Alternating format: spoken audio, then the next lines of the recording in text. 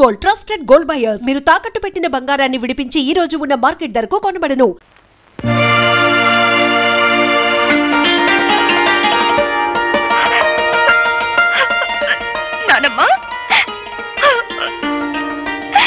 వ్రతానికి ఊళ్ళో ఎవరిని పిలవలేదా అమ్మా?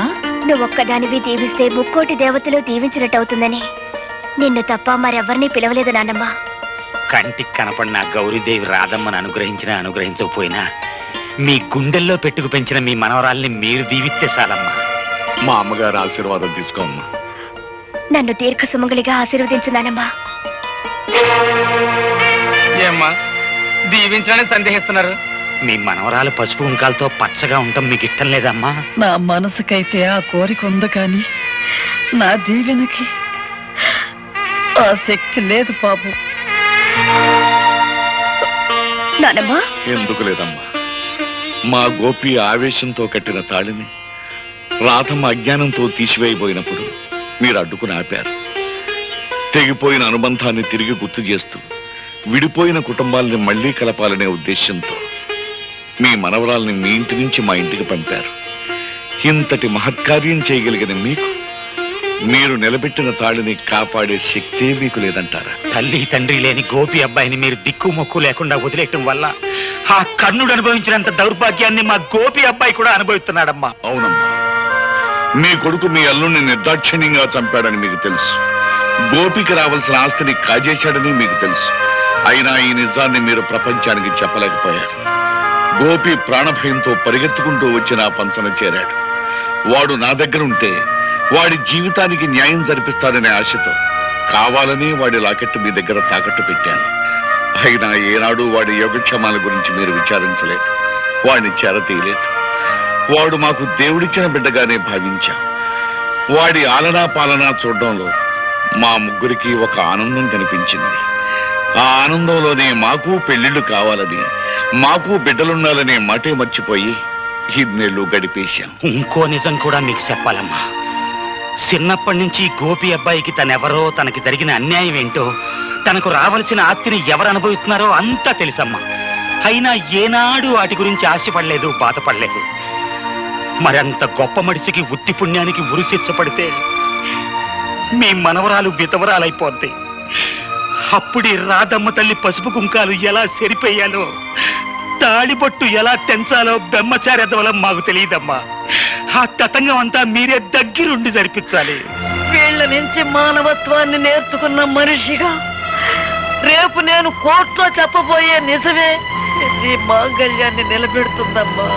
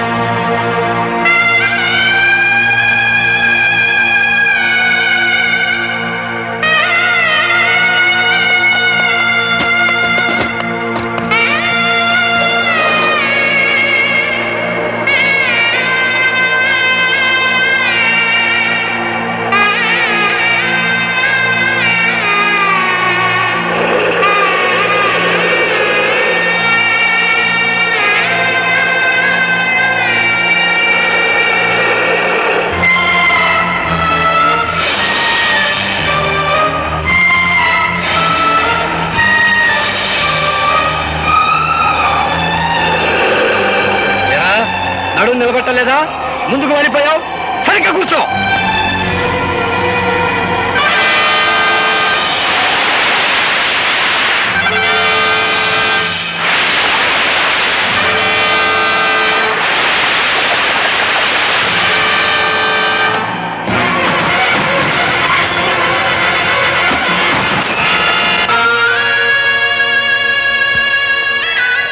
అమ్మా, ఇప్పటికే చాలా ఆలస్యమైపోయింది. మీ నాయనమ్మ గారిని నిజంగా నిండు మనసుతో ప్రేమించిన మనిషి ఉన్నావు. నీ చేతుల మీదుగానే ఈ పని కూడా పూర్తి చేయి. ఆయన తప్పకుండా వస్తారు, ఆ నమ్మకం నాకుందండి. ఆ నమ్మకం నీకుంటే చేతగాని వాళ్ళ చేతులు కట్టుకుని నా ఎదురుగా నిల్చోటం దేనికి? వెంటనే మన బలగాన్ని తీసుకుని శ్మశానానికి వెళ్ళు. ఆ గోపిని పట్టుకో. Yes sir.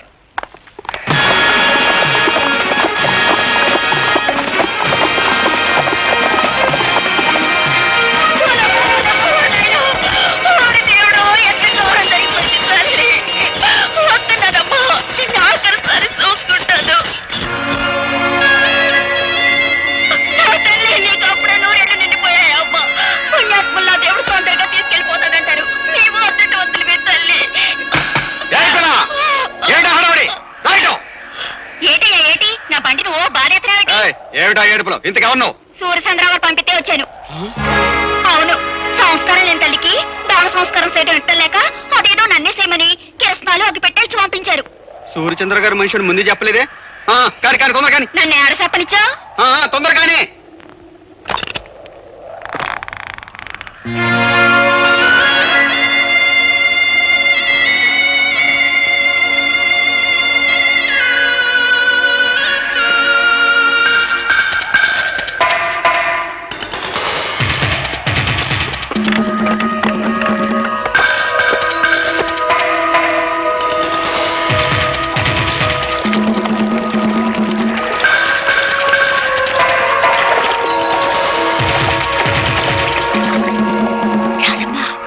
గోపి బాబు ఆ బంట్లో ఉన్నాడు.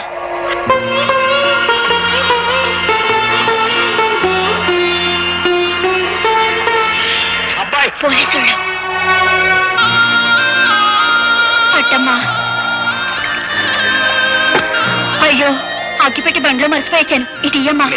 వద్దండి, ఎవరి చేత్తో తలకొరి పెట్టాలో వాళ్ళ చేత్తోనే పెట్టాలి, లేకపోతే రుణాల బంధం తీరదు.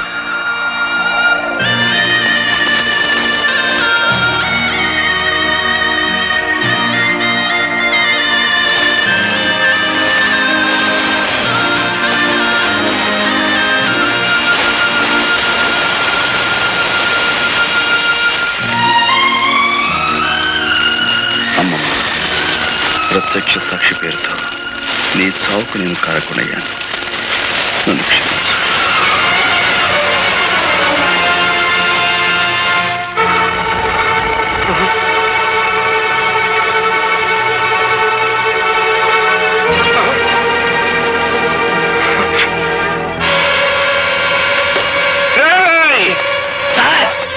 నా ఇంటి చుట్టూ 100 పోలీసులు కాపలా ఉంచుతారని ఆ ఇన్స్పెక్టర్ అశ్రీ గారు చెప్పారా?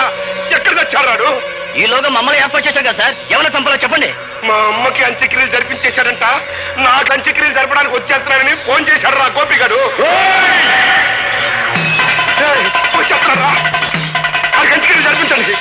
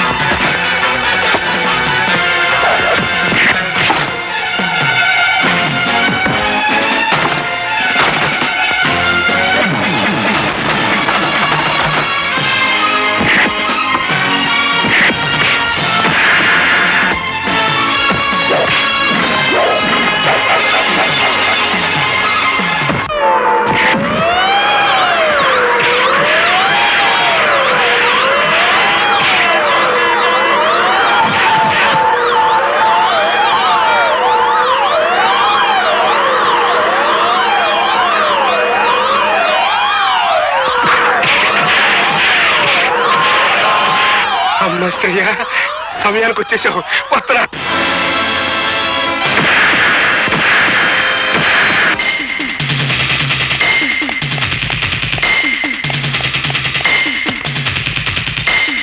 పోయి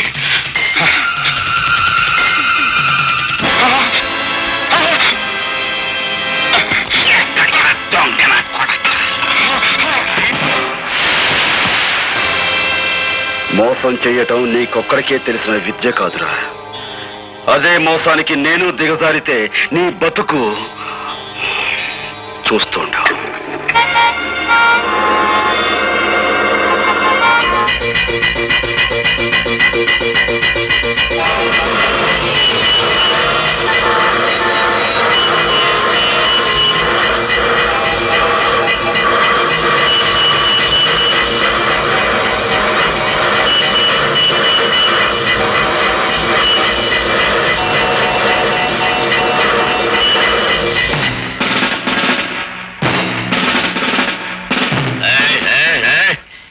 కార్లు మందలుగా వెళ్ళాయి. అవి కదిలేయా? మందలుగా కార్లే కాదు సార్, మందలుగా కాలంలో జనం కూడా ఉన్నారు. కావాలంటే పైకి వెళ్ళి చూడండి.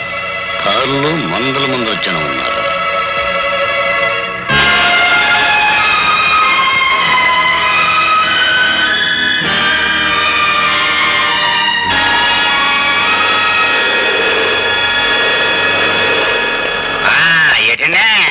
వంటశాల మీదకి మిడతల దండ వచ్చినట్టు మీ పోలీసులు అంతా ఒకేసారి వచ్చారు.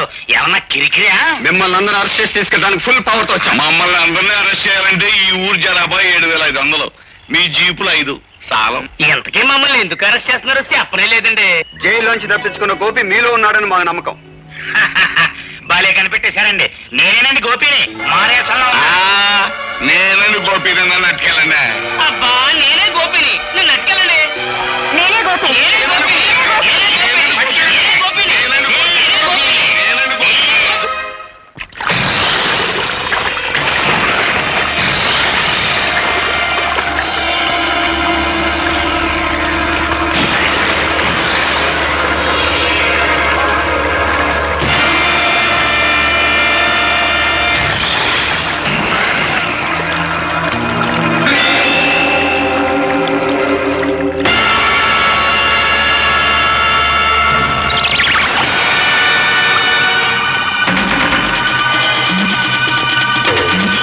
ఇంతవరకు అది కేవలం ఇసుక బస్తా మాత్రమే. ఈ క్షణం నుంచి అది నీ ఆయుర్దాయం. అందులోని ఇసుక కిందకు రాలటం అంటే క్షణం నీ ఆయుర్దాయం తరిగిపోతున్నట్టే లెక్క.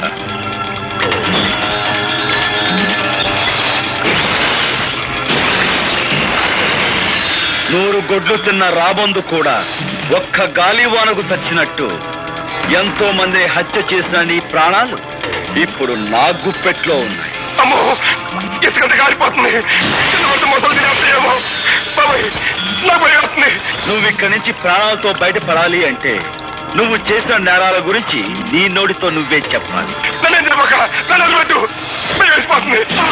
అయితే చెప్పు, మా నాన్నను చంపించావు. నేనే, కానీ ఆ పని చేసి చాలా ఏళ్ళు అయిపోయిందిగా. ఇంకా గొడవ వదిలే. ఆ గొడవ వదిలేసిన ఇంకా 2 హత్యల గొడవ ఉందిగా. పులిరాజును చంపిందెవరు? ఎక్కడ కాలిపోతుంది. చెప్పు. బాబోయ్, పులిరాజును చంపిందెవరు? గారి పీక మీద కాలేసి తొక్కి చంపింది నేనే.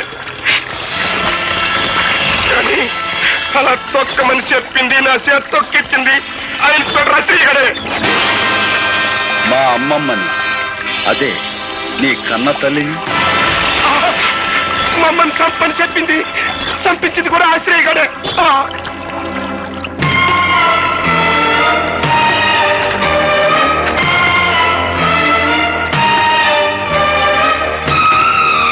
మీరే నిజమైన హంతకులని నీ నోటితో నువ్వు చెప్పిన ఈ సాక్ష్యం చాలు నేను నిర్దోషాన్ని నిరూపించుకోవడానికి. సాక్షికం దొరికిందని సంబరపడిపోక నన్ను నిరికించడానికి నీ తరం కాదు కదా, నీ అమ్మమ్మ తరం కూడా కాదు. This is Assyria.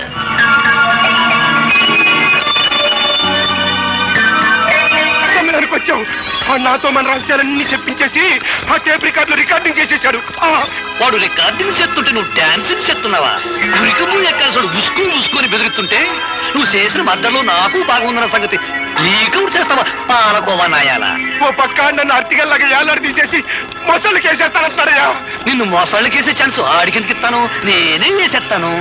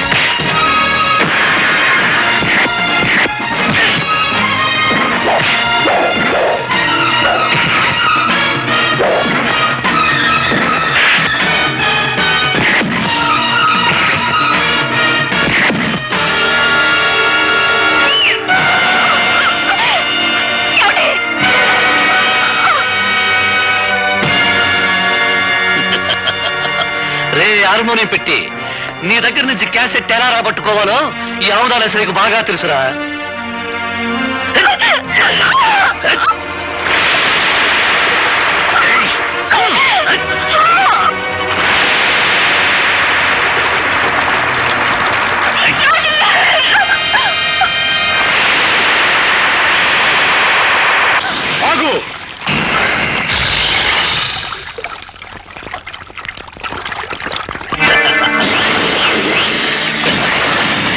రాజును సంపడంలోను నీ అమ్మమ్మను సంపడంలోను నా హ్యాండ్ ఉందని వాడు చెప్పిన మాటన్ని ఈ క్యాసెట్ లో ఉన్నాయని తెగ సంబరపడిపోతున్నావు.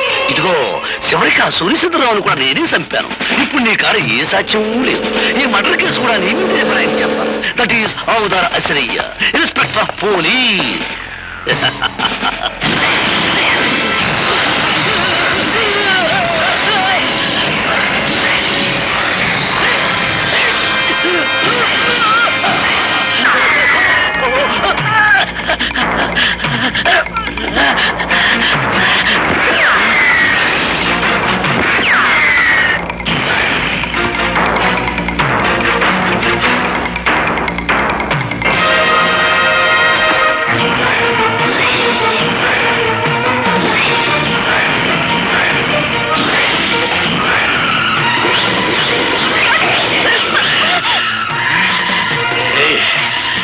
ఎక్కడికి పోతా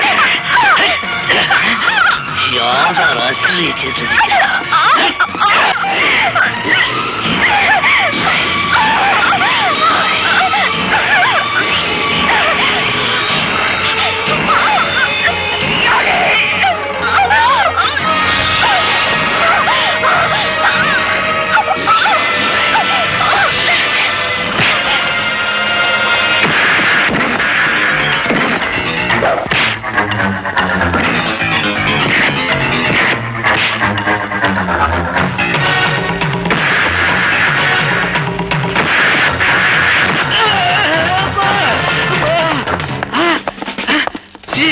నమస్తే. అబ్బా, మన బెటాలియన్ తో వచ్చేసారన్నమాట. సార్, యువతల వ్యక్తి ఆ హంతకుడు పట్టుకున్నాం. అదిగో హంతకుడు, అరెస్ట్ చేయం. వెరీ గుడ్, చాలా మంచి పని చేశారు. మన డిపార్ట్మెంట్ కి మంచి పేరు తీసుకొచ్చారు సార్. ముందు ఈ ఇన్స్పెక్టర్ అసలు అరెస్ట్ చేయండి. నేనే తప్పు చేశాను సార్, నన్ను అరెస్ట్ చేస్తున్నారు. నువ్వేం తప్పు చేశావా? నీకంటే ఆ గోపి చాలా తెలియని వాడు. నువ్వు ఈ మాట అంటావని చెట్టుకో మైకు పుట్టుకో స్పీకర్ అరేంజ్ చేశాడు.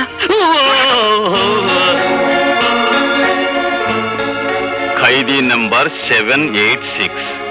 మిస్టర్ గోపి, ఆ నెంబర్లోనే ఉందయ్యా ఈ పవిత్రత. ఆనాడు నువ్వు యూనిఫారం విసిరి కొట్టి వెళ్ళినప్పుడు కొంతవరకే అర్థమయ్యావు. ఈనాడు పూర్తిగా అర్థమయ్యావు. You are really great. Thank you sir.